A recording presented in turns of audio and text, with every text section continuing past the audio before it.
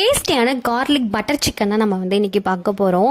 அதுக்கு வந்து நம்ம வந்து இந்த சிக்கன்லேயே வந்து லெக் பீஸ், அதாவது லெக் பீஸாக இருக்கிற அந்த சிக்கன்ஸில் வந்து நம்ம ஒரு 3 பீஸ் வந்து எடுத்துக்கலாம். ஓகேங்களா? எடுத்துட்டு அதில் வந்து நல்லா வந்து நம்ம கட் பண்ணி விட போகிறோம். அந்த லெக் பீஸில் வந்து நம்ம நல்லா வந்து கட் பண்ணி அதை வந்து நல்லா அடித்து விட்டுக்கோங்க. ஏன்னு கேட்டிங்கனாக்கா அதை எந்த அளவுக்கு நம்ம அதை அடித்து நல்லா நம்ம கட் பண்ணி வைக்கிறோமோ, எப்பயுமே ஒரு சிக்கனில் வந்து அப்போ தான் அந்த மசாலாஸ் வந்து அது கூட வந்து நல்லாவே ஆட் ஆகும். ஓகேங்களா? அதுக்காக தான் நம்ம அதை வந்து நல்லா அடித்து விட்டு கட் பண்ணி எடுத்து வச்சுக்கிறோம். அதுக்கப்புறமா அந்த 3 சிக்கன் பீஸையுமே நம்ம கட் பண்ணி எடுத்து வச்சுட்டு கொஞ்சமாக வந்து சால்ட் வந்து நம்ம ஆட் பண்ணிக்க போகிறோம்.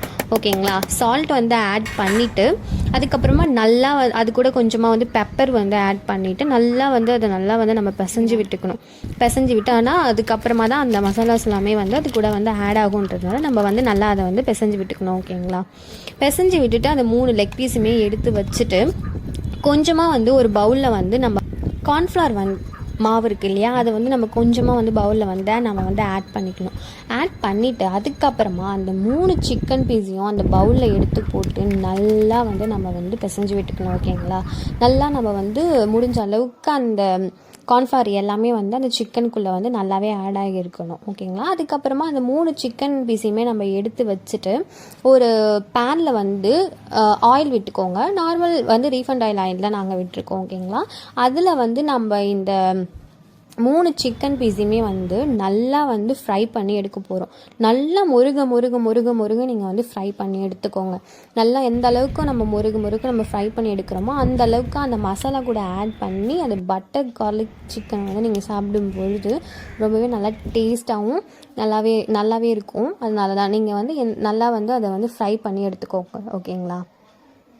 நம்ம வந்து என்ன பண்ணியிருக்கோன்னு பார்த்தீங்கன்னாக்கா, அடுப்பில் தான் நம்ம வந்து மொட்டை மாடியில் தான் ஆக்சுவலாக சமைச்சது.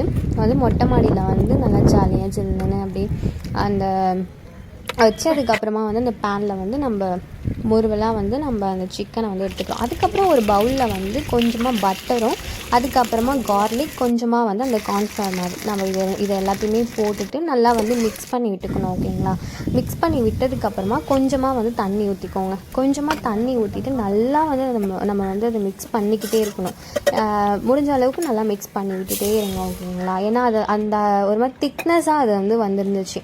அதுக்கப்புறமா ஒரு ஆஃப் லெமனை வந்து நம்ம ஃபுல்லாகவே புழிஞ்சு விட்டுக்கணும். அந்த ஆஃப் லெமன்ஸை வந்து நம்ம ஃபுல்லாகவே புழிஞ்சு விட்டுட்டு மறுபடியும் வந்து நம்ம வந்து நல்லா வந்து அதை மிக்ஸ் பண்ணி விட்டுட்டே இருக்கணும். ஓகேங்களா?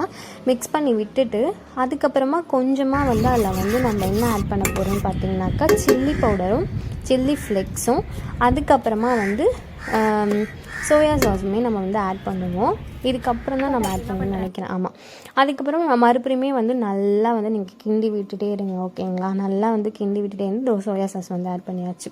ஆட் பண்ணதுக்கப்புறமா நல்லா வந்து நீங்கள் மிக்ஸ் பண்ணிக்கிட்டே இருங்க. மிக்ஸ் பண்ணி அது ஒரு மாதிரி இந்த பபிள்ஸ்லாம் ஒரு மாதிரி வர ஆரம்பிக்கும். அப்போ வந்து நம்ம வந்து அந்த சிக்கனை வந்து நம்ம வந்து இதில் வந்து ஆட் பண்ணுவோம்.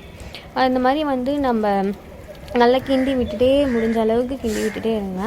கிண்டி விட்டதுக்கப்புறமா கொஞ்சமாக இதில் வந்து சால்ட் வந்து நம்ம ஆட் பண்ணணும். ஆமாம், சால்ட் வந்து ஆட் பண்ணால் தான் அந்த ஒரு டேஸ்ட் கிடைக்கும். அதனால் வந்து கொஞ்சமாக வந்து நம்ம சால்ட்டை வந்து ஆட் பண்ணிவிட்டு அதுக்கப்புறமா தான் வந்து இந்த சிக்கனை வந்து நம்ம என்ன பண்ண போகிறோம்னு பார்த்தீங்கன்னாக்கா அதில் போட்டு எடுக்க போகிறோம். சிக்கனை வந்து ஒரு 10 மினிட்ஸ் கிட்ட நீங்கள் வந்து நல்லாவே போட்டு நல்லாவே அதை மிக்ஸ் பண்ணி விட்டுட்டே இருங்க. ஓகேங்களா? மிக்ஸ் பண்ணி விட்டுட்டே இருந்தால் இன்னும் நல்லாயிருக்கும். அது கூட நடுவில் வந்து பட்டர் கூட கொஞ்சம் வந்து நீங்கள் ஆட் பண்ணிக்கோங்க. அப்போ தான் வந்து அது கொஞ்சம் ஆயிலாக அது வந்து நல்லாவே மிக்ஸ் ஆகுன்றதுனால எந்த அளவுக்கு நம்ம ஃப்ரையும் அதுக்கப்புறம் மிக்ஸும் பண்ணுறோமோ நல்லாயிருக்கும். அதுக்கப்புறம் கொஞ்சமாக வந்து கெச்சப் வந்து நம்ம ஊற்றிக்கலாம். கெச்சப் ஊற்றிட்டு நல்லா ஃப்ரை பண்ணி எடுத்ததுக்கப்புறமா அது இந்த மாதிரி தான் அந்த எண்ணெயில் நல்லா அப்படியே கிறிஸ்பியாக செம்மையாக அப்படியே வெந்துட்டு இருந்துச்சு.